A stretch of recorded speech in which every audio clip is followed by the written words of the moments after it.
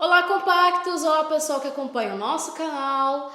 Hoje, na parte 2 da arte da Mesopotâmia, nós vamos falar sobre a escultura e a pintura da arte mesopotâmica. Então, pode soltar a vinheta, produção.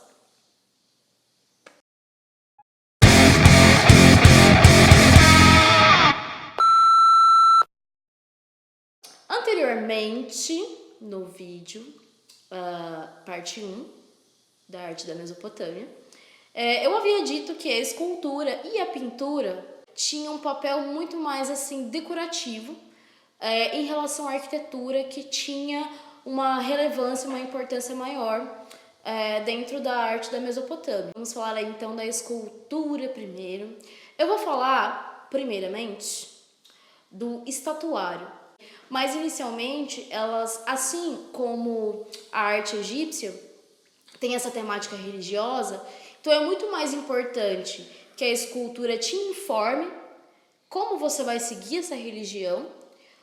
Lembrando que a maior parte das pessoas eram analfabetas, pouquíssimas pessoas sabiam ler e escrever, então a arte tinha essa função de informar as pessoas.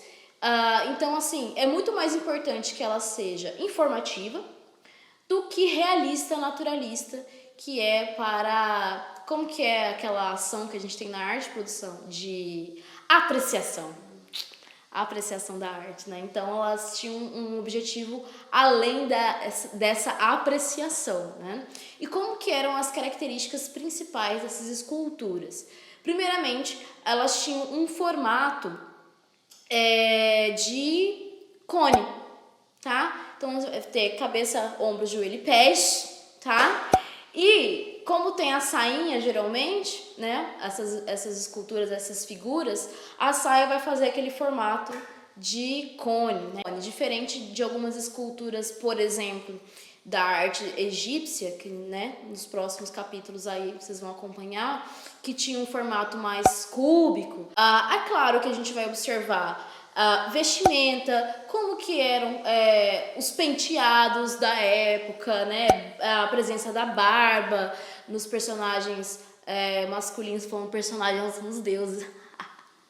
Além disso, tinha uma outra característica que é muito especial dessas esculturas, que é o tamanho dos olhos e principalmente o tamanho das pupilas. Vocês vão observar aí nas imagens, chega a ser bizarro como que essas esculturas aparentam, né? Então, assim, e o tamanho da pupila, o tamanho dos olhos, indicam o quê? A sua importância social, tá? Se você era um deus, se você era um sacerdote, se você era um rei, quanto mais importante você fosse, maior seriam os seus olhos e maior seriam as suas pupilas, né? Outra coisa também que informa a questão social era o tamanho dessas esculturas, né? Imagine aí, vamos observar essa escultura aí do templo Abu Tel Asmar. Desculpe minha pronúncia. Mas se a gente for observar, essas esculturas elas foram encontradas em conjunto. E as esculturas que têm um tamanho maior, elas são esculturas que representam pessoas de maior importância, né?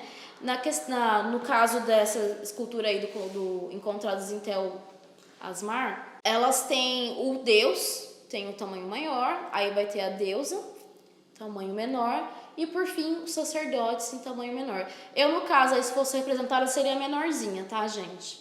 A gente for falar de tamanho, tá? Aí nós temos os relevos, tá? Para quem não sabe, o relevo, ele é uma expressão artística da escultura. Nós vamos ter os baixos e os altos relevos, tá? Falando de baixo relevo, nós vamos ter várias representações políticas nesses relevos, tá? E se vocês forem observar aí na imagem, eu acho assim, esses relevos muito parecidos com os desenhos que os meus alunos fazem. Quando eu peço para eles se desenhar, eles desenham eles bem grandes, aí eles desenham outras pessoas menores e desenham o sol e a lua. É bem isso, essa imagem que vocês estão vendo aí. Eu vou ler aqui, que tem uma placa que eu coloquei. porque os relevos, eles eram colocados nos palácios e nos templos, nos zigurates. Mas tinha um tipo de relevo que era colocado tipo quadrinho na casa da avó. A placa votiva de Ur-Nash. Essa placa é um exemplo de baixo relevo, né? Que foi uma das produções mais difundidas nesse período, juntamente com a estela comemorativa, que são as placas que eram feitas em comemorações políticas, tipo, o rei venceu a guerra, vamos fazer uma placa em homenagem a ele, né? Essa placa votiva, ela tem 20 por 30 centímetros, e aí vocês vão observar essa questão do tamanho, da importância das figuras representadas, né? A gente tem as figuras mais importantes representadas maiores, e as figuras menores são figuras que teriam menos importância naquela situação. E aí, vamos falar então de alto relevo, né? Gente, eu tô tentando resumir aqui porque tem muita coisa, mas basicamente vou dando uns exemplos para vocês, pra gente se situar aí. De alto relevo, gostaria de falar do touro alado, ou o lamassu, não sei. O lamassu, ele sabe quando tem o leão de chácara? Vocês já ouviram falar dessa expressão? Antigamente, as pessoas colocavam 2 leões na porta da casa, da fazenda, e o lamassu tem essa função aí, representa uma figura da mitologia, tipo um animal mitológico que tem cabeça de homem, tem até o cabelinho trançado, tem a barba, né? Uma barba assim, bem, passou no barbeiro, né? Toda bonitinha, quadradinha, feita. Tem também um chapéu, né? Um adorno na cabeça, mas tem patas de touro, tá? Em algumas representações vocês vão encontrar o lamassu alado, tá? No caso dessa imagem que vocês estão vendo, ele também tem asas. O mais interessante desse relevo é que é um touro com 5 patas. Por que ele foi feito com 5 patas? É que, na verdade, ele foi feito para ser visto de 2 ângulos diferentes. Se você olha de frente, você vê as 2 patas dianteiras, né, os 2 cascos. E se você observa ele na lateral, você vai vai conseguir ver as 4 patas que o bicho tem, tá? E é uma figura que, assim, se você for bonzinho, ele pode até te ajudar em alguma jornada que você vai fazer, se você der de cara com ele. Ele lembra um pouco a esfinge egípcia. Mas se você não for muito legal, não andar muito na linha, aí ele vai te dar um corridão, tá bom? E, gente, o lamassu fica no Louvre, tá? Olha que riqueza, tá? Ele tem aí, foi esculpido em pedra monolítica, tem 4 metros de altura, 4 de largura e 4 de espessura, ou seja, é um super relevo aí e um super representante da escultura desse período. E essas esculturas são um bafo, tá, gente? Olha, uma riqueza de detalhes, e todas elas têm inscrições cuneiformes também, tá? Nesse caso aí foi talha na pedra, né? Então é diferente de como era escrita nas tábuas, porque as tábuas de argila estavam molhadas, né? Então era mais fácil de cravar ali. Gente, todas essas sociedades antigas, essa primeira parte da arte, a pintura, ela vai ter uma característica muito diferente das características que a gente tem hoje em dia, né? Então não vai ter a questão do suporte ser tela, papel. Geralmente essas pinturas vão ser feitas na parede, tá? Vão ser feitas nos murais, vai ser pintura mural. As cores que mais vão se destacar serão aquelas cores mais terrosas, que é algo que a gente já abordou em vídeos anteriores sobre a pré-história. Acompanhem lá, dá uma olhadinha nos nossos outros vídeos, tá? Então são os tons terrosos, vão estar mais presentes. E elas podem ter ou não incrustações de pedras preciosas, tá? E de ouro também. Dessas pedras preciosas, a que vai ficar assim mais evidente vai ser o lápis lazuli, tá? É essa pedra que vai dar o pigmento azul para a pintura mais para frente. E o lápis lazuli, para quem não está familiarizado, como o próprio nome diz, uma pedra preciosa. Teve épocas na história que chegou a valer mais que o ouro, né? Então, assim, mais pra frente os pintores e quem ia produzir essa arte, né, chegava lá com o orçamento. E aí, gente, se quer azul, vai ficar mais caro. Então, é isso aí, basicamente, tá? Como eu havia dito, ressaltando mais uma vez, se você não ficou atento ao vídeo, essas pinturas, elas vão ser colocadas nos palácios e nos templos também. É uma questão decorativa, como eu havia dito, da questão da escultura, tá, gente?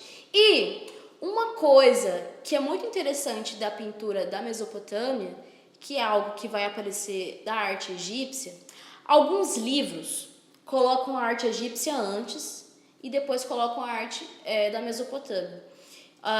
O que acontece? A gente tem a questão da datação, né? Segundo a datação, a Mesopotâmia seria o local onde estariam as primeiras civilizações.